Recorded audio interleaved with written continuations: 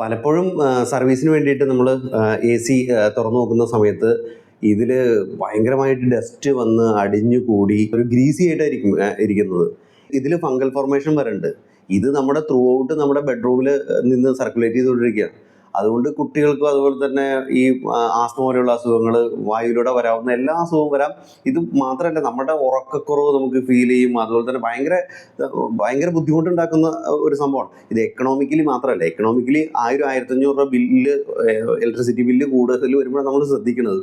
പക്ഷെ അതിനും കൂടുതൽ ഹെൽത്ത് റിലേറ്റഡ് ആയിട്ടുണ്ട്. കാരണം ഇന്ന് നമ്മൾ പലപ്പോഴും 24 hours എ സിയിലാണ് നമ്മൾ. ഉറക്കം മാത്രമല്ല, ചിലപ്പോൾ വർക്ക് ചെയ്യുന്ന സ്ഥലത്തേ ആവാം. ഇതൊക്കെയാണ്. അതുകൊണ്ട് എ സിയുടെ സർവീസിങ് ഒരു കാരണവശാലും പീരിയോഡിക്കലി ഉള്ള സർവീസിങ് നമ്മൾ മാറ്റിവെക്കരുത്. അത് ബ്ലോക്ക് ആവുന്നവരെയും ഇലക്ട്രിസിറ്റി ബില്ല് കൂടുന്നവരെയും നമ്മൾ വെയിറ്റ് ചെയ്യരുത്. ഓരോ പീരിയോഡിക്കലായിട്ട് കറക്റ്റായിട്ട് ചെയ്തു കൊണ്ടാണ്.